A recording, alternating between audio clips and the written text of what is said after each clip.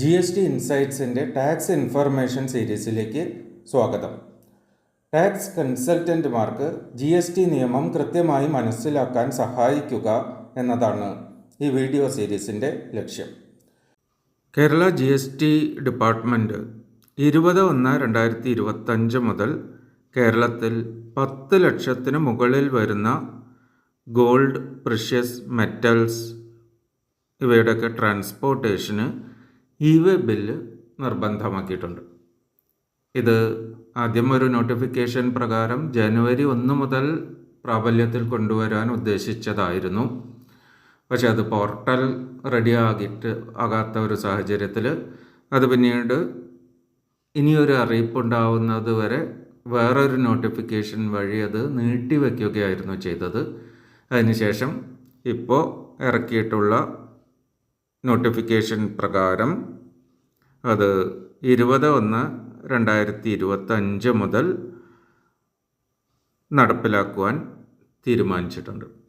അപ്പോൾ അത് ഇപ്പോൾ നമ്മുടെ നാട്ടിൽ നിലവിൽ വന്നു കഴിഞ്ഞിട്ടുണ്ട്. അപ്പോൾ ഇതുമായിട്ട് ബന്ധപ്പെട്ട കാര്യങ്ങൾ അറിയണമെന്നുണ്ടെങ്കിൽ, കൃത്യമായിട്ട് അറിയണമെന്നുണ്ടെങ്കിൽ നമുക്ക് CGST റൂൾസ് പ്രകാരം റൂൾ 138F എന്ന് പറയുന്ന ഒരു റൂള് 4/8/2023 മുതൽ നിലവിൽ വന്നിട്ടുണ്ട്. അപ്പോൾ പൊതുവായിട്ട് പറയുകയാണെങ്കിൽ ഈ റൂൾ 138F ഓരോ സ്റ്റേറ്റിലെയും കമ്മീഷണേഴ്സിന് ആ സംസ്ഥാനത്തിനകത്ത് നടത്തുന്ന ഗോൾഡ്, പ്രഷ്യസ് മെറ്റൽസ് ഇവയുടെയൊക്കെ മൂവ്മെൻറ്റിൽ 2 ലക്ഷം പരിധിയിൽ കൂടുതൽ വാല്യൂ ട്രാൻസ്പോർട്ട് ചെയ്യുന്ന സാഹചര്യത്തിൽ ഇ-വേ ബില്ല് നിർബന്ധമാക്കാം എന്നുള്ള ഒരു പ്രൊവിഷനാണ് ഈ റൂൾ 138F 4/8/2023 മുതൽ ചട്ടം സെൻട്രൽ ഗുഡ്സ് ആൻഡ് സർവീസ് ടാക്സിൽ നിലവിലുണ്ട്. ആ പവേഴ്സ് ഉപയോഗിച്ചാണ് ഇപ്പോൾ കേരള ഗവൺമെൻറ് ഇത് നോട്ടിഫൈ ചെയ്തിട്ടുള്ളത്. പക്ഷേ ഇവിടെ അതിൻ്റെ ലിമിറ്റ് 10 ലക്ഷമായിട്ടാണ് നമ്മുടെ കേരള സർക്കാർ ഇത് നോട്ടിഫൈ ചെയ്തിട്ടുള്ളത്. അപ്പോൾ റൂൾ 138F പറയുന്നത് every registered person who causes intra state movement of goods in relation to supply for reasons other than supply due to inward supply from unregistered persons. ഈ സാഹചര്യങ്ങളിലാണ് ഇ-വേ ബില്ല് നിർബന്ധമാക്കുവാൻ സംസ്ഥാനങ്ങൾക്ക് അധികാരമുള്ളത്. അപ്പോൾ ഇവിടെ വരുന്നത് ഒരു രജിസ്റ്റേർഡ് പേഴ്സൺ ആണ് ഈ ഇ-വേ ബില്ലുമായിട്ട് ബന്ധപ്പെട്ട കാര്യങ്ങളുടെ ഉത്തരവാദിത്തമുള്ളത്. അപ്പോൾ ഒരു ജ്വല്ലറിക്ക് GST രജിസ്ട്രേഷൻ ഉണ്ട് എന്നുണ്ടെങ്കിൽ ആ ജ്വല്ലറി ചെയ്യേണ്ടത് ഒരു സപ്ലൈ 10 ലക്ഷത്തിൽ കൂടുതൽ വാല്യൂ വരുന്ന സപ്ലൈ നടത്തുന്നുവെങ്കിൽ അത് ട്രാൻസ്പോർട്ട് ചെയ്ത് കൊണ്ടുപോകുന്ന സമയത്ത് ഇ-വേ ബില്ല് എടുക്കണം. For reasons other than supply, പലപ്പോഴും ജ്വല്ലറികൾ ഹോൾമാർക്കിംഗ് പോലുള്ള കാര്യങ്ങൾക്ക് ആഭരണങ്ങളും ഗോൾഡും ഒക്കെ കൊണ്ടുപോകാറുണ്ട്. അതുപോലെ തന്നെ പല ഗോൾഡ് സ്മിത്സിനും ഇത് ഏൽപ്പിച്ചുകൊണ്ട് അവർ ഇത് വർക്ക് ചെയ്തതിന് ശേഷം തിരിച്ചെത്തിക്കുന്ന സംവിധാനങ്ങളുണ്ട്. അതുപോലെ തന്നെ ചില അൺരജിസ്റ്റേർഡ് ആയിട്ടുള്ള ഈ പറയുന്ന ഗോൾഡ് സ്മിത്ത് പോലുള്ള ആളുകളുടെ കയ്യിൽ നിന്നും ഇവർ ഗോൾഡ് ഇൻവേർട്ട് സപ്ലൈ വരുന്നുണ്ടാവും ബിസിനസ്സിൻ്റെ ആവശ്യങ്ങൾക്കായിട്ട്. അപ്പോൾ അത്തരത്തിലുള്ള ഇൻവേർട്ട് സപ്ലൈകളിലും ഈ രജിസ്റ്റേർഡ് പേഴ്സൺ ഇത് എടുക്കാൻ ബാധ്യസ്ഥനാണ് എന്നാണ് ഈ ഒരു റൂള് അവിടെ പറയുന്നത്. അപ്പോൾ ഇത് എടുക്കേണ്ടത് shall before commencement of movement ആണ് ഇത് ചെയ്യേണ്ടത്. അപ്പോൾ അവിടെ ഇവരുടെ ഡ്യൂട്ടി വരുന്നത് GST EWB 01 സാധാരണയായിട്ട് മറ്റുള്ള ട്രാൻസ്പോർട്ടേഷൻസിനൊക്കെ എടുക്കുന്ന ഒരു കാര്യമാണ് ഇ-വേ ബിൽ. അത് വളരെ കാലമായിട്ട് നിലവിലുള്ള ഒരു കാര്യവുമാണ്. സ്വർണത്തിൻ്റെ കാര്യത്തിൽ ഇപ്പോൾ പുതിയതായിട്ട് ഈ ഇ-വേ ബിൽ എടുക്കണം എന്നുള്ള നിർബന്ധമാണ് വന്നിട്ടുള്ളത്.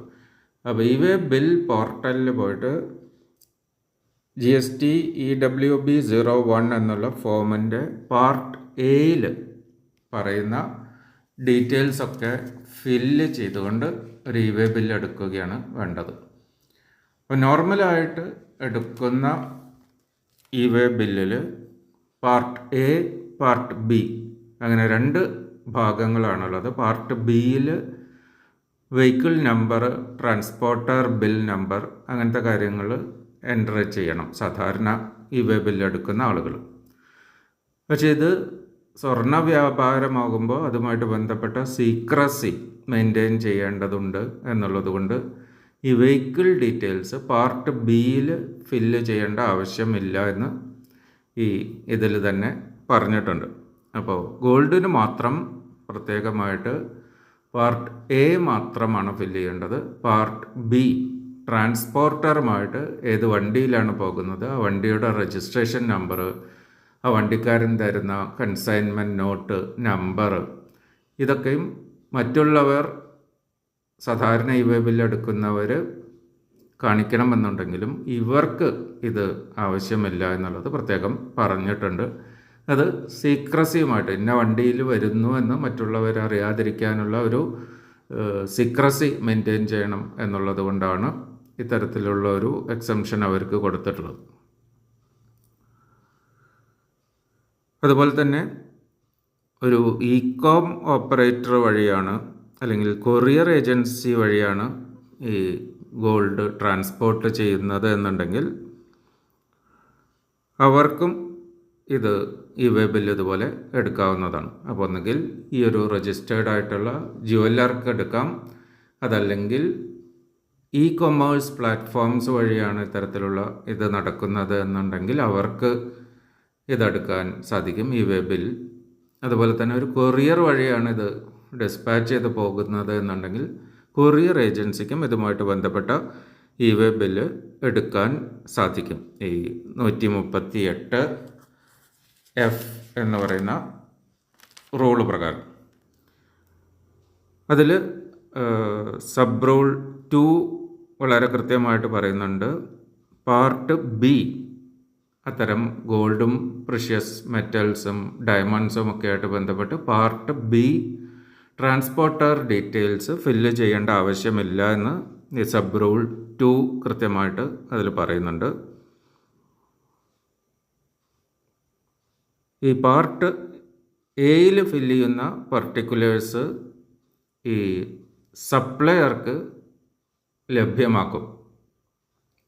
അവരുടെ GSTR 1 ഫയൽ ചെയ്യാൻ വേണ്ടിയിട്ട് ഈ ഡീറ്റെയിൽസ് അവർക്കത് ലഭ്യമാക്കും എന്ന ഈ റൂളിൻ്റെ ഭാഗമായിട്ട് പറയുന്നുണ്ട്.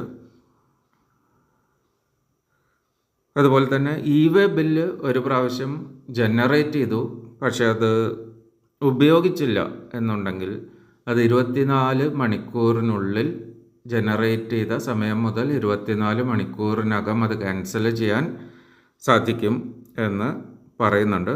പക്ഷെ അതോടുകൂടി തന്നെ ഒരു കണ്ടീഷൻ പറയുന്നുണ്ട്.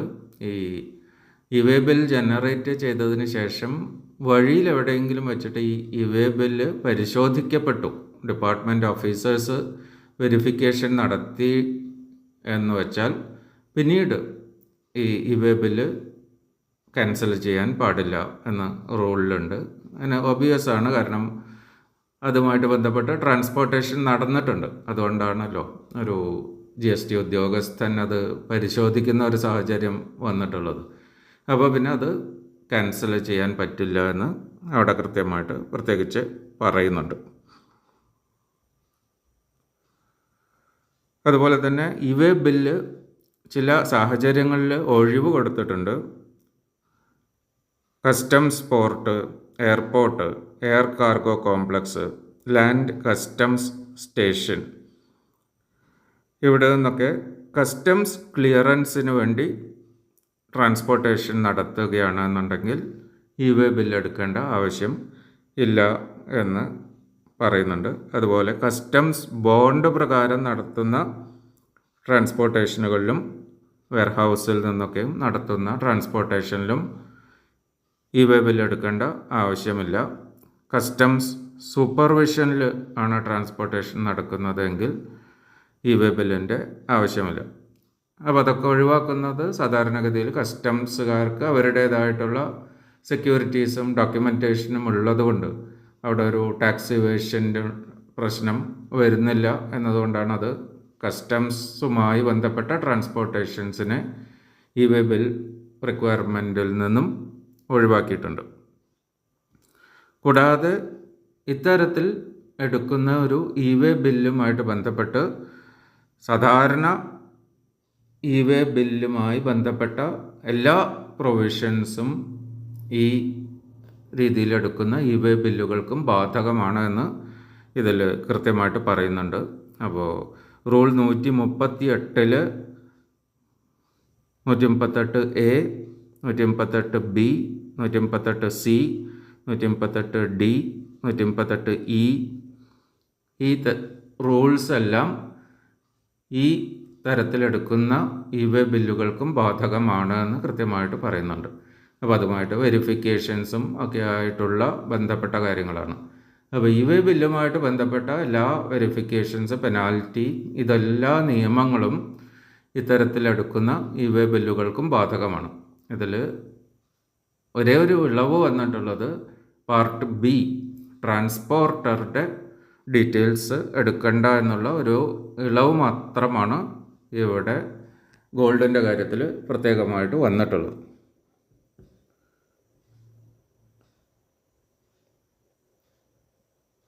കൺസൈൻമെൻറ്റ് റേറ്റ് എന്നാണ് നമ്മളുടെ ഈ 10 ലക്ഷം എന്ന് പറയുന്നത്.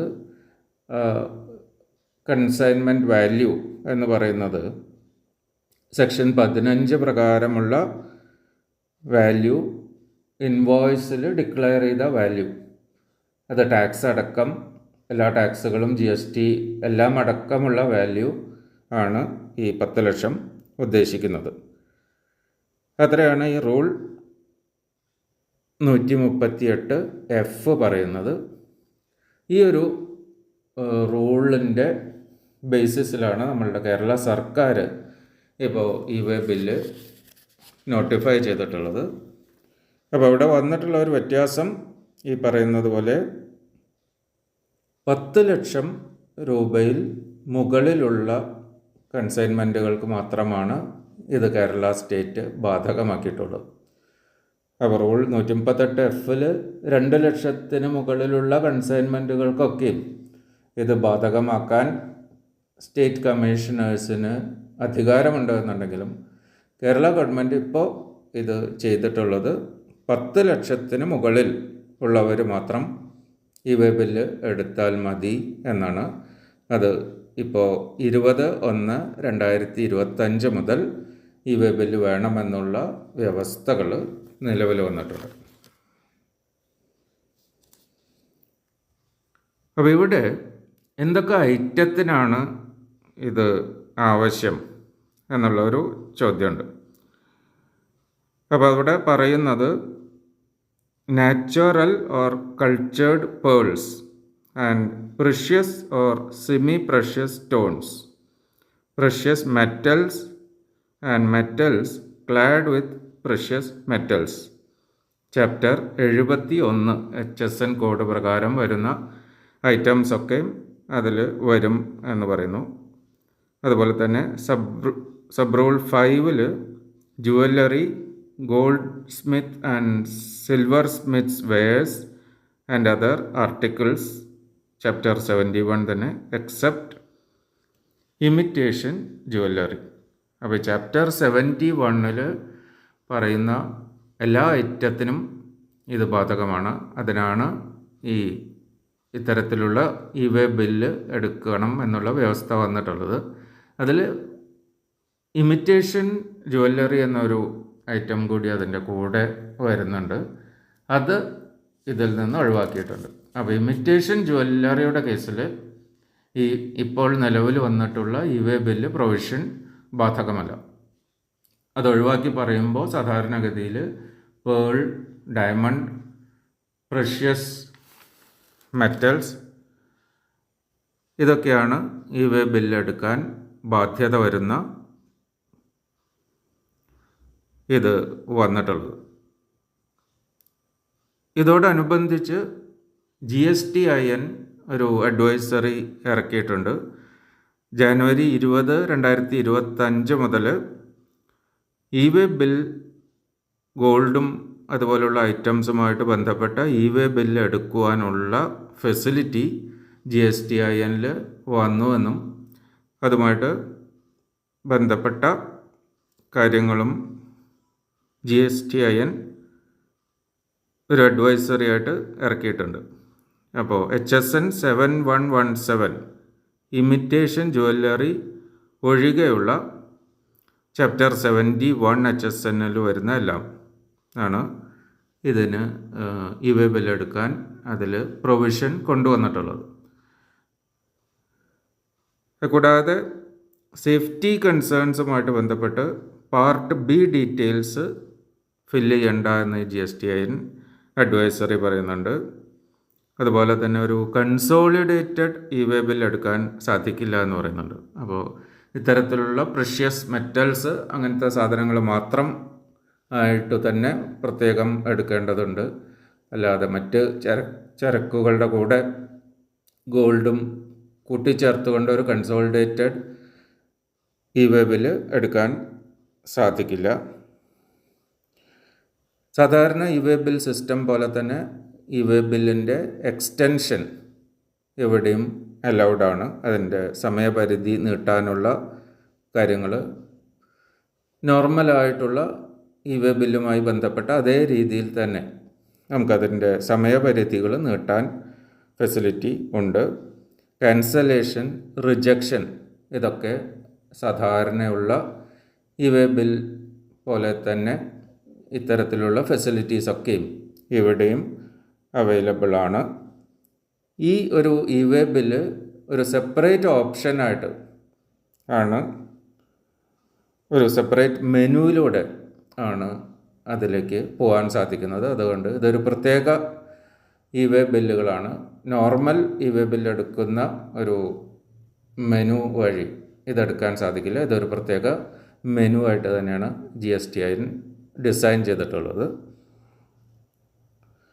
അതുപോലെ തന്നെ ഇതിൻ്റെ ഡിസ്റ്റൻസ്, ഇ വേ ബില്ലിൻ്റെ ഡിസ്റ്റൻസ് സാധാരണഗതിയിൽ എത്ര കിലോമീറ്റർ ഒരു വാഹനം സഞ്ചരിക്കാൻ സാധിക്കും, ഒരു ദിവസം 200 കിലോമീറ്റർ എന്നുള്ള ഒരു ഏകദേശ കണക്ക് വെച്ചിട്ടാണ് വാലിഡിറ്റി കണക്ക് കൂട്ടുന്നത്.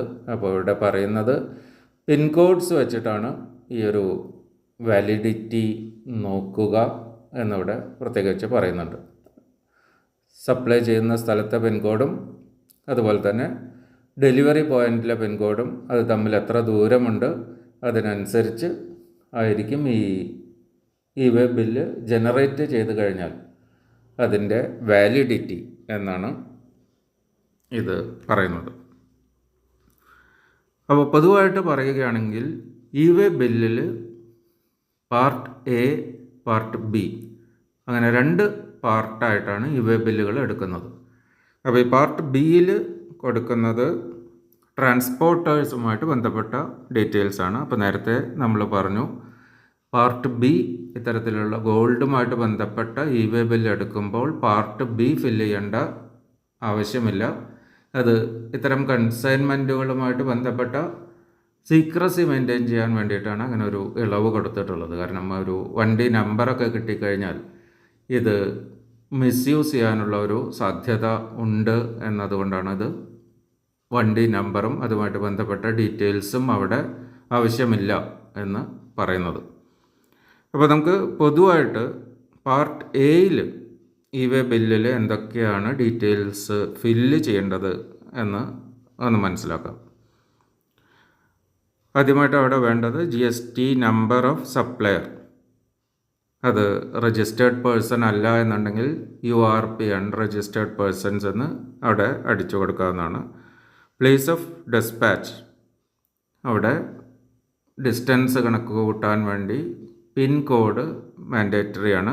പിൻ കോഡ് വെച്ചിട്ടാണ് ഈ 2 പോയിന്റുകളും തമ്മിലുള്ള ഡിസ്റ്റൻസ് നോക്കുന്നതും അതനുസരിച്ചാണ് എത്ര ദിവസം ഈ വേ ബില്ലിന് വാലിഡിറ്റി ഉണ്ട് എന്ന് തീരുമാനിക്കുന്നതും. GSTIN ഓഫ് ദി റെസിപ്പിയൻറ്റ് അവിടെയും ഇല്ല എന്നുണ്ടെങ്കിൽ അൺരജിസ്റ്റേർഡ് പേഴ്സൺ എന്ന് ചെയ്യാവുന്നതാണ്. പ്ലേസ് ഓഫ് ഡെലിവറി ഈ പറയുന്നത് പോലെ തന്നെ അവിടെ പിൻകോഡ് അടക്കം അടിച്ചു കൊടുക്കണം. നമ്മുടെ ഡിസ്റ്റൻസ് പിൻകോഡ് ടു പിൻകോഡാണ് ഡിസ്റ്റൻസ് മെഷർ ചെയ്യുന്നത്. അതനുസരിച്ചാണ് GST ഈ വേ ബില്ലിൻ്റെ വാലിഡിറ്റി പീരീഡ് കണക്കാക്കുന്നത്. ഡോക്യുമെൻ്റ് നമ്പറാണ് അടുത്തത് കൊടുക്കേണ്ടത്. അവിടെ ഡോക്യുമെൻ്റ് നമ്പർ എന്ന് പറയുന്നിടത്ത് ഒന്നുകിൽ ടാക്സ് ഇൻവോയ്സ് അല്ലെങ്കിൽ വിൽപ്പന അല്ലെങ്കിൽ ടാക്സബിൾ സെയിൽ അല്ലെങ്കിൽ ഒരു ബിൽ ഓഫ് സപ്ലൈ, ഡെലിവറി ചെല്ലാൻ, ബിൽ ഓഫ് എൻട്രി, ഇതൊക്കെയാണ് നോർമലായിട്ട് വേണ്ടത്. ആ കാര്യങ്ങളൊക്കെ തന്നെയാണ് ഈ വേ ബില്ലിൻ്റെ കാര്യത്തിലും അടിച്ചു കൊടുക്കേണ്ടത്. Document date, value of goods എത്രയാണ്, HSN കോഡ് എന്താണ്, ഈ അയക്കുന്ന പ്രൊഡക്റ്റിൻ്റെ HSN കോഡ് എത്രയാണ്, റീസൺസ് ഫോർ ട്രാൻസ്പോർട്ടേഷൻ, എന്ത് ആവശ്യത്തിനാണ് ഇത് ട്രാൻസ്പോർട്ട് ചെയ്യുന്നത്. അപ്പോൾ അവിടെ കൊടുക്കാവുന്ന ഓപ്ഷൻസ് സാധാരണ ഒന്ന് സപ്ലൈ സെയിൽ നടത്തുകയാണ്, എക്സ്പോർട്ട് ഓർ ഇമ്പോർട്ട്, ജോബ് വർക്കിനായിട്ട് അയക്കുകയാണെങ്കിൽ ജോബ് വർക്ക് ആണ് അവിടെ കൊടുക്കേണ്ടത്, semi knock down or completely knock down, SKD CKD, supply in batches. ഇതൊക്കെ നോർമൽ ആയിട്ട് ട്രാൻസ്പോർട്ടേഷന് വേണ്ടി വരുന്ന മെനു ആണ്. ഒരു ഐറ്റം പല പാർട്സായിട്ട് ട്രാൻസ്പോർട്ട് ചെയ്യേണ്ട സാഹചര്യത്തിലാണ് SKD CKD, semi knocked down, completely knock down, supply in batches എന്ന് പറയുന്നത്. റെസിപ്പിയൻറ്റ് നോട്ട് നോൺ എന്ന ഒരു ഓപ്ഷൻ നോർമലി ഉണ്ട്, അതിവിടെയും ഉള്ളതാണ്.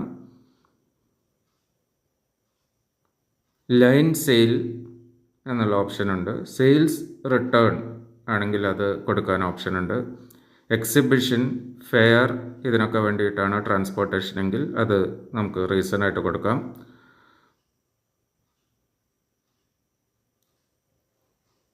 ഫോർ ഓൺ യൂസ് ആണെങ്കിൽ അത് നമുക്ക് കൊടുക്കാവുന്നതാണ്. അതേഴ്സ്, വേറെ എന്തെങ്കിലും രീതിയിലുള്ള ഒരു സപ്ലൈ ആണെന്നുണ്ടെങ്കിൽ അതിൻ്റെ ഡീറ്റെയിൽസ് അടിച്ചു കൊടുത്ത് അതേഴ്സ് സെലക്ട് ചെയ്യാവുന്നതാണ്. ഇത്രയാണ് പാർട്ട് എയിൽ കൊടുക്കേണ്ട ആവശ്യമുള്ളത്. അപ്പോൾ അവിടെ ഏറ്റവും പ്രധാനപ്പെട്ടത് ഇൻവോയ്സ് നമ്പർ, അതുപോലെ തന്നെ value of goods, HSN code, പിന്നെ ഡെസ്റ്റിനേഷൻ, കൃത്യമായിട്ടുള്ള ഡെസ്റ്റിനേഷൻ അഡ്രസ്സ്. ഇതൊക്കെയാണ് അവിടെ വളരെ ക്രിട്ടിക്കലായിട്ടുള്ള ഫീൽഡുകൾ. അത് കൃത്യമായിട്ട് തന്നെ ഫില്ല് ചെയ്യേണ്ടതുണ്ട്. പിന്നീടുള്ളത് ഈ വേ ബില്ലിന് പാർട്ട് ബി ആണ്.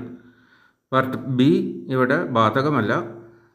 പാർട്ട് ബിയിൽ സാധാരണ ഫില്ല് ചെയ്യാനുള്ളത് vehicle number for road transportation, transport document number, transporter issue ചെയ്യുന്ന കൺസൈൻമെൻറ്റ് നോട്ടിൻ്റെ നമ്പർ, ആ വണ്ടി നമ്പർ, ഇത് രണ്ടുമാണ് പാർട്ട് ബിയിൽ വേണ്ടത്. പക്ഷേ ഗോൾഡിൻ്റെ കാര്യത്തിൽ നമ്മൾ നേരത്തെ പറഞ്ഞു ഇത് ഫില്ല് ചെയ്യേണ്ട ആവശ്യം ഇല്ല.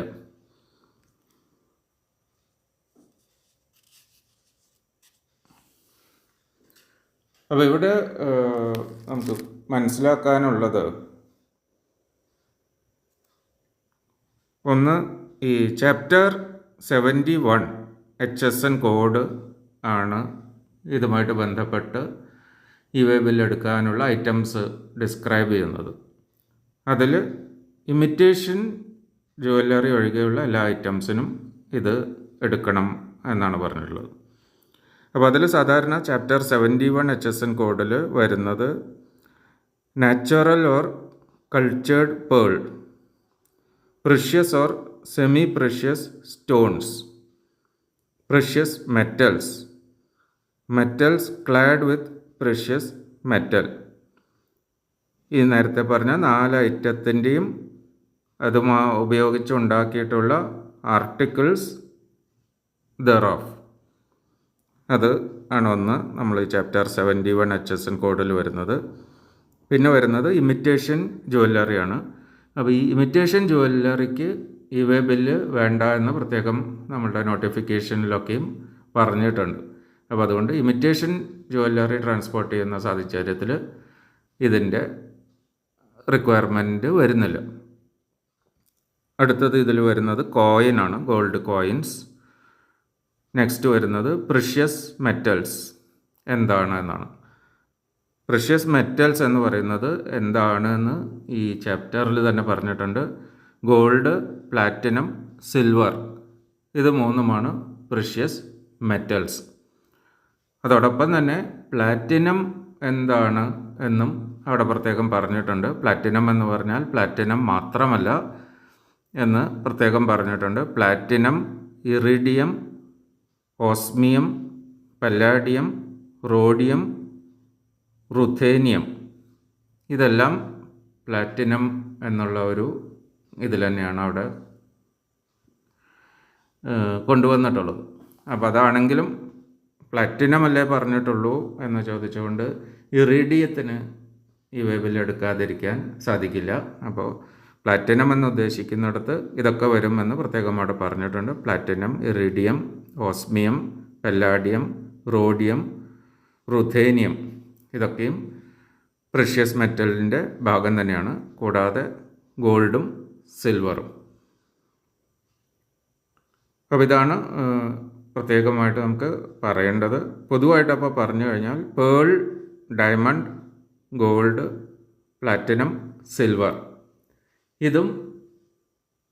ഇതുമായിട്ട് ബന്ധപ്പെട്ട് ഇതുകൊണ്ടുണ്ടാക്കിയിട്ടുള്ള ജ്വല്ലറീസ്, ഇതിനാണ് ഇപ്പോൾ ഇവേ ബിൽ റിക്വയർമെൻറ്റ് വന്നിട്ടുള്ളത്. അപ്പോൾ ഇനി ഇവേ ബിൽ ഇല്ലാതെ ഒരു കൺസൈൻമെൻറ്റ് പിടിക്കുകയാണ് എന്നുണ്ടെങ്കിൽ എന്താണ് അവിടെ പ്രശ്നം വരുന്നത് എന്ന ചോദ്യവും സ്വാഭാവികമാണ്. അപ്പോൾ ഇവേ ബില്ലില്ലാതെ ഒരു കൺസൈൻമെൻറ്റ് പിടിക്കപ്പെടുകയാണെങ്കിൽ സാധാരണഗതിയിൽ 200% ആ കൺസൈൻമെൻറ്റിൽ വരുന്ന ടാക്സിൻ്റെ 200% പെനാൽറ്റി ഈടാക്കിക്കൊണ്ട് ഇത് വിട്ടയക്കുകയാണ് സാധാരണ ചെയ്യുന്നത്. അപ്പോൾ ഒരു 10 ലക്ഷത്തിൻ്റെ ഗോൾഡ് കൺസൈൻമെൻ്റ് ആണ് എന്ന് വെച്ചാൽ 3% ഗോൾഡിന് ടാക്സ് വരുന്നത്. അപ്പോൾ അതിൽ വരേണ്ട ടാക്സ് എന്ന് പറയുന്നത് 30,000 രൂപയാണ്. അതിൻ്റെ 200% എന്ന് പറയുമ്പോൾ 60,000 രൂപ. ഒരു 10 ലക്ഷത്തിൻ്റെ ഒരു ഗോൾഡ് കൺസൈൻമെൻറ്റ് ഇവേ ബില്ലില്ലാതെ പിടിക്കപ്പെട്ടാൽ 60,000 രൂപ പെനാൽറ്റി അടച്ച് അത് റിലീസ് ചെയ്യേണ്ടി വരും എന്നുള്ളതാണ് ഇവേ ബില്ലില്ലാതെ ട്രാൻസ്പോർട്ട് ചെയ്യുന്നതിൻ്റെ ഒരു കോൺസിക്വൻസ്. അപ്പോൾ ഇതുമായിട്ട് ബന്ധപ്പെട്ട് കുറേ കൺസേൺസ് ജ്വല്ലറീസിൽ വരാൻ സാധ്യതയുള്ളത്, ഒന്ന്, ഇവേ ബിൽസ് മറ്റുള്ളവർക്ക് നമ്മളുടെ പേരിൽ, ഒരു ജ്വല്ലറിയുടെ പേരിൽ GST നമ്പർ വെച്ചുകൊണ്ട് എടുക്കാൻ സാധിക്കും.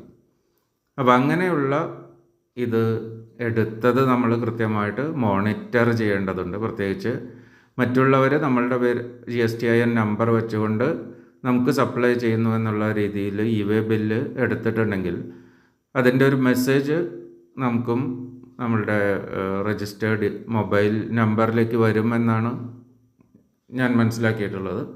അപ്പോൾ അത് കൃത്യമായിട്ട് വെരിഫൈ ചെയ്യേണ്ടതുണ്ട്. കാരണം ഒരു ബോഗസായിട്ട് ഒരുപാട് ഡീലേഴ്സ് പല ഫ്രോഡും നടക്കുന്നത് കൊണ്ട് നമ്മളുടെ പേര് പറഞ്ഞുകൊണ്ട് വേറെ എവിടേക്കെങ്കിലും ട്രാൻസ്പോർട്ടേഷൻ നടത്തുന്നുണ്ടോ എന്നുള്ളത് നമ്മൾ വെരിഫൈ ചെയ്യേണ്ടതുണ്ട്.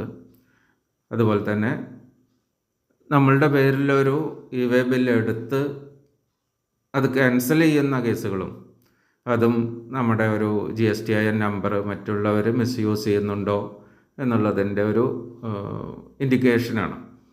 അപ്പോൾ ആ കേസുകളിലൊക്കെ നമ്മളത് അതിൽ റിപ്പോർട്ടുകൾ അവൈലബിൾ ആണ് GST പോർട്ടലിൽ. അപ്പോൾ അത് വെച്ചുകൊണ്ട് തന്നെ നമ്മളത് മറ്റുള്ളവർ നമ്മളുടെ പേരിൽ അയക്കുന്നത് നമ്മൾ മോണിറ്റർ ചെയ്യണം. നമുക്കത് വേണമെന്നുണ്ടെങ്കിൽ റിജക്റ്റ് ചെയ്യാനുള്ള ഓപ്ഷൻ ഉണ്ട്. അപ്പോൾ അങ്ങനത്തെ കാര്യങ്ങൾ മറ്റുള്ളവരത് മിസ്യൂസ് ചെയ്യുന്നില്ല. നമ്മളുടെ GSTIN നമ്പർ ഇങ്ങോട്ട് കൺസൈൻമെൻറ്റ്സ് അയക്കുന്നു എന്നുള്ള രീതിയിൽ മിസ്യൂസ് ചെയ്യുന്നില്ല എന്നുള്ളത് നമ്മൾ ഉറപ്പ് വരുത്തേണ്ടതുണ്ട്.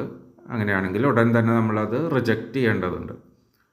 അപ്പോൾ അങ്ങനെയല്ലാത്ത സാഹചര്യത്തിൽ പിന്നീട് ഓഡിറ്റൊക്കെ വരുമ്പോൾ ഇങ്ങനെ ഒരു കൺസൈൻമെൻറ്റ് ഇ-വേ ബിൽ ഡാറ്റയിൽ കിടക്കുന്നുണ്ടാവും. പക്ഷേ നമുക്ക് ഇവിടെ സ്റ്റോക്ക് രജിസ്റ്ററിലോ ഒന്നും അത് റിസീവ് ചെയ്തതായിട്ട് റെക്കോർഡ് ഉണ്ടാവില്ല. കാരണം വേറെ ആരെങ്കിലും നമ്മളുടെ പേര് വെച്ച് ബോഗസ് ആയിട്ട് എന്തെങ്കിലും ട്രാൻസ്പോർട്ട് ചെയ്തതാവാം. അപ്പോൾ ആ ഒരു റിസ്ക് ഉണ്ട്. അതുകൊണ്ട് ഇ-വേ ബില്ലിൻ്റെ OTP ഒക്കെ വരുന്നത്, അതുപോലെ തന്നെ ഇ-വേ ബില്ല് എടുത്തതിൻ്റെ മെസ്സേജ് വരുന്നത്, ഇതൊക്കെ കൃത്യമായിട്ട് മോണിറ്റർ ചെയ്യേണ്ടത് വളരെ അത്യാവശ്യമാണ്. അതുകൂടാതെ തന്നെ ഇ-വേ ബില്ലുമായിട്ട് ബന്ധപ്പെട്ട് ഡിസ്പ്യൂട്ടുകൾ വരാനും ചാൻസ് ഉണ്ട്. കാരണം 10 ലക്ഷം എന്ന് പറയുന്ന പരിധി, അതിൻ്റെ വാല്യുവേഷൻ എങ്ങനെ ആണ് എന്നുള്ളത് പലപ്പോഴും ഡിപ്പാർട്ട്മെൻറ്റിന് കൃത്യമായിട്ടത് വാല്യൂ ചെയ്യാൻ അറിയാത്തത് കൊണ്ട് അവരവരുടേതായിട്ടുള്ള ആർബിട്രറി ഒരു വാല്യൂ ഇട്ടുകൊണ്ട് ഇത് 10 ലക്ഷത്തിന് മുകളിലാണ് വാല്യൂ വരുന്നത് എന്ന രീതിയിലുള്ള ഡിസ്പ്യൂട്ടുകളും വരാൻ ചാൻസ് ഉണ്ട്. കാരണം ഇന്നത്തെ വാല്യൂ അനുസരിച്ച് കൊണ്ട് 18 ക്യാരറ്റ് ആണ് എന്നുണ്ടെങ്കിൽ 10 ലക്ഷം രൂപയ്ക്ക് ഏതാണ്ട് 160 ഗ്രാം ഗോൾഡ് ട്രാൻസ്പോർട്ട് ചെയ്യാം. അത് 22 ക്യാരറ്റ് ഗോൾഡാണ് ട്രാൻസ്പോർട്ട് ചെയ്യുന്നതെങ്കിൽ 131 ഗ്രാം ആവും. അത് 24 ക്യാരറ്റ് ഗോൾഡാണ് ട്രാൻസ്പോർട്ട് ചെയ്യുന്നതെങ്കിൽ 120 ക്യാരറ്റ് ഗോൾഡ് ട്രാൻസ്പോർട്ട് ചെയ്യാൻ പറ്റും. അപ്പോൾ ആ വ്യത്യാസങ്ങളൊക്കെ ഒരു കൺസൈൻമെൻറ്റ് സ്റ്റോപ്പ് ചെയ്ത് വെരിഫിക്കേഷൻ നടത്തുമ്പോൾ ഇത് 18 ക്യാരറ്റാണോ 22 ക്യാരറ്റാണോ 24 ക്യാരറ്റാണോ എന്നുള്ളതൊക്കെയും ഓഫീസർക്ക് അതുമായിട്ട് ബന്ധപ്പെട്ട ഐഡിയ ഒന്നുമില്ല. അപ്പോൾ അതുമായിട്ടുള്ള ഡിസ്പ്യൂട്ട്സ് വരാം. അതുകൊണ്ട് പെനാൽറ്റി ഇമ്പോസ് ചെയ്യുന്ന സാഹചര്യങ്ങളുണ്ടാവാം. അങ്ങനത്തെ ഒരു ഇഷ്യൂ ഉണ്ട്. രണ്ടാമത്തെ ഇഷ്യൂ ഞാൻ നേരത്തെ പറഞ്ഞതുപോലെ മറ്റുള്ളവർ നമ്മുടെ പേരിൽ മിസ്യൂസ് ചെയ്യുന്ന സാഹചര്യം ഉണ്ടാവാം. അപ്പോൾ ഇ-വേ ബില്ലിൽ നമുക്ക് കൺസൈൻമെൻറ്റ്സ് കുറേ വന്നതായിട്ട് ചിലപ്പോൾ കാണും. നമ്മളിത് റെഗുലറായിട്ട് മോണിറ്റർ ചെയ്യാത്ത കേസുകളിൽ. പക്ഷേ ഓഡിറ്റൊക്കെ വരുമ്പോൾ ഇതൊന്നും ഇവിടെ റിസീവ് ചെയ്തിട്ടുണ്ടാവില്ല. കാരണം നമ്മളിത് അറിഞ്ഞിട്ട് പോലും ഉണ്ടാവില്ല. അപ്പോൾ അങ്ങനത്തെ സാഹചര്യത്തിൽ വലിയ കോസ്റ്റ്ലി കൺസൈൻമെൻറ്റ്സ് ഒക്കെ നമ്മുടെ പേരിൽ അയച്ചതായിട്ട് ഇ-വേ ബിൽ രേഖകളിൽ കിടക്കുന്നുണ്ടെങ്കിൽ അത് നമുക്ക് പർച്ചേസിൽ സപ്രഷനാണ് എന്നുള്ള രീതിയിലേക്കൊക്കെ കാര്യങ്ങൾ പോവാം. അത് വളരെ കോസ്റ്റ്ലി ആവാം. കാരണം വലിയൊരു കൺസൈൻമെൻറ്റ് 2 കോടി 3 കോടിയുടെ ഒരു കൺസൈൻമെൻറ്റ് നമുക്ക് എന്ന് പറഞ്ഞ് വേറൊരാളുടെ പേരിൽ പോയി എന്നുണ്ടെങ്കിൽ ഈ 3 കോടിയൊന്നും നമ്മളുടെ ഇൻവേർട്ട് സപ്ലൈയിൽ വന്നിട്ടുണ്ടാവില്ല. അപ്പോൾ അതൊക്കെയും പിന്നീട് ഇങ്ങനെയല്ല എന്ന് പ്രൂവ് ചെയ്യുന്നത് ബുദ്ധിമുട്ടുള്ള കാര്യമാണ്. അപ്പോൾ അത് SMS വരുന്നതൊക്കെ കൃത്യമായിട്ട് നമ്മൾ ഓർഡർ ചെയ്തത് തന്നെയാണോ വരുന്നത് എന്നൊക്കെ നോക്കേണ്ട ഒരു ബാധ്യത ആയിട്ട്, അഡീഷണൽ ബാധ്യത ഇപ്പോൾ ജുവല്ലറികളുടെ ആളുകൾക്ക്, അക്കൗണ്ടൻസിനും ഒക്കെ വരുന്നുണ്ട്. അതുപോലെ തന്നെ തിരിച്ചും ഉള്ള പ്രശ്നങ്ങൾ വരാം. നമ്മളൊരു ജോബ് വർക്കിന് വേണ്ടിയിട്ട് ഒരു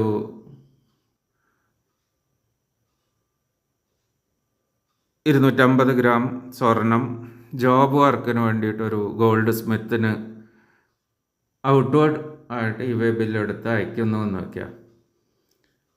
അത് തിരിച്ചു വരുന്നത് 50 ഗ്രാം 50 ഗ്രാം 50 ഗ്രാം വീതമുള്ള ലോട്ടുകളായിട്ടാണിത് തിരിച്ചു വരുന്നത് എന്നുണ്ടെങ്കിൽ അതിന് ഇ-വേ ബില്ല് എടുക്കേണ്ട കാര്യമില്ല. കാരണം 10 ലക്ഷത്തിലൊക്കെ കുറവാകും വാല്യൂ. അപ്പോൾ ജോബ് വർക്കറുടെ അടുത്തേക്ക് ഒരു വലിയ സംഖ്യയ്ക്ക് 20 ലക്ഷത്തിന് പോയിട്ടുണ്ട്. അത് തിരിച്ചു വരാൻ ഇ-വേ ബില്ലുകൾ വഴി തിരിച്ചു വന്നിട്ടോ ഇല്ല എന്നുണ്ടെങ്കിൽ അതും ഇവർ ക്വസ്റ്റ്യൻ ചെയ്യാൻ പിന്നീട് ഓഡിറ്റൊക്കെ വരുന്ന ഘട്ടത്തിൽ ഔട്ട്വേർഡ് സപ്ലൈ ആയിട്ട് നോട്ട് ഫോർ സപ്ലൈ എന്നുള്ള രീതിയിൽ പോയിട്ടുണ്ട്. അതൊന്നും തിരിച്ചു വന്നിട്ടില്ല. അപ്പോൾ അതുകൊണ്ട് അതൊക്കെ സെയിലാണ് എന്ന രീതിയിലൊക്കെയും വ്യാഖ്യാനിക്കപ്പെടാനുള്ള സാധ്യതകൾ ഇതിൽ നിലനിൽക്കുന്നുണ്ട്. അതും നമ്മൾ ശ്രദ്ധിക്കണം. അതുകൂടാതെ ചിലപ്പോൾ നമുക്കൊരു 50 ഗ്രാം ഗോൾഡായിരിക്കും ഒരു ഗോൾഡ് സ്മിത്ത് കൊണ്ടുവരുന്നത്. പക്ഷേ അയാളൊരു 10 ജ്വല്ലറിയിൽ കൊടുക്കാൻ വേണ്ടി ഒരു 500 ഗ്രാം ഗോൾഡ് ഇയാളുടെ കയ്യിലുണ്ടാവാം. അപ്പോൾ അങ്ങനെ ഒരു സാഹചര്യത്തിൽ ഇയാളെ ഇവേ ബില്ലില്ലാതെ പിടിച്ചു കഴിഞ്ഞാൽ നമുക്ക് വരുന്ന ഈ ഒരു ഇതിൻ്റെ മുകളിലും ടാക്സ് വരാനുള്ള ഒരു സാധ്യതയുണ്ട്. അപ്പോൾ അതും ഇവരുമായിട്ട് കൃത്യമായിട്ട് അതിൻ്റെ റിസ്ക് ആര് ബെയർ ചെയ്യുമെന്നുള്ളത് ആ ഒരു കാര്യവും ഈ ജോബ് വർക്ക് ചെയ്യുന്നവരോട് ഈ ഇവേ ബില്ലുമായിട്ട് ബന്ധപ്പെട്ട കാര്യങ്ങൾ കൃത്യമായിട്ട് പറഞ്ഞ് മനസ്സിലാക്കേണ്ടത് അത്യാവശ്യമാണ്. അപ്പോൾ ഇങ്ങനെ പുതിയൊരു കംപ്ലയൻസ് കൂടി ഇപ്പോൾ ജ്വല്ലറിക്കാർക്ക് വരികയാണ്. അത് ഒരു തരത്തിൽ ജ്വല്ലറി ഓർഗനൈസ്ഡ് ആയിട്ടുള്ള ജ്വല്ലറീസൊക്കെയും ഇതിനെ അക്സെപ്റ്റ് ചെയ്തിട്ടുണ്ട്. കുറേ കൂടി കള്ളത്തരമില്ലാത്ത ഒരു കച്ചവടത്തിലേക്ക് ഗോൾഡ് വരും എന്ന രീതിയിൽ വലിയ കച്ചവടക്കാരൊക്കെ ഇതിനെ സ്വാഗതം ചെയ്യാതെ തന്നെയാണ് ചെയ്തിട്ടുള്ളത്. ഇനി ഇതെങ്ങനെയാണ് വരുന്നത്, എന്ത് രീതിയിലുള്ള ഡിസ്പ്യൂട്ടുകളാണ് ഇവിടെ വരുന്നത് എന്നൊക്കെ നമുക്ക് കാത്തിരുന്ന് കാണേണ്ടി വരും. ഡിസ്പ്യൂട്ടുകൾ തീർച്ചയായിട്ടും ഉണ്ടാവും. ഡിസ്പ്യൂട്ടുകൾ ഇല്ലാതിരിക്കാൻ ഇപ്പോഴേ ശ്രദ്ധിക്കേണ്ടത് വളരെ അത്യാവശ്യമാണ്. അപ്പോൾ ഇവേ ബില്ല് മോണിറ്റർ ചെയ്യേണ്ടത് ഒരു ജ്വല്ലറി ബിസിനസ്സിലൊരു അധിക ബാധ്യതയായിട്ട് ഇപ്പോൾ വന്നിട്ടുണ്ട്. അത് ചെയ്യാത്ത പക്ഷം പിന്നീട് ഈ ക്വാണ്ടിറ്റിയുടെ മൂവ്മെൻറ്റ് റീകൺസിൽ ചെയ്യാൻ, സ്റ്റോക്ക് രജിസ്റ്ററുമായിട്ടൊക്കെ റീകൺസിൽ ചെയ്യാൻ ബുദ്ധിമുട്ട് വരും. അതുകൊണ്ട് അതും കെയർഫുൾ ആവേണ്ടതുണ്ട്. ഇത്രയാണ് ഇവേ ബില്ലുമായിട്ട് ബന്ധപ്പെട്ട് എനിക്ക് മനസ്സിലായിട്ടുള്ള കാര്യങ്ങൾ. ഇവേ ബില്ല് ഇപ്പോഴും ഒരു കൺസെപ്റ്റാണ്. അതിൻ്റെ പ്രാക്ടിക്കൽ ഇതിലേക്കൊന്നും നമ്മൾ പോയിട്ടില്ല. ഒരു നോട്ടിഫിക്കേഷൻ മാത്രമാണ് ഇപ്പോൾ വന്നിട്ടുള്ളത്. അപ്പോൾ ഇത് വെച്ചുകൊണ്ട് എനിക്ക് മനസ്സിലായ ചില കാര്യങ്ങളാണ് ഞാനിവിടെ പറയുന്നത്. അപ്പോൾ അത് നമുക്കിനി എങ്ങനെയാണ് ഇത് അൺഫോൾഡ് ചെയ്യുന്നതെന്ന് കാത്തിരുന്ന് കാണേണ്ടതുണ്ട്. Thank you so much.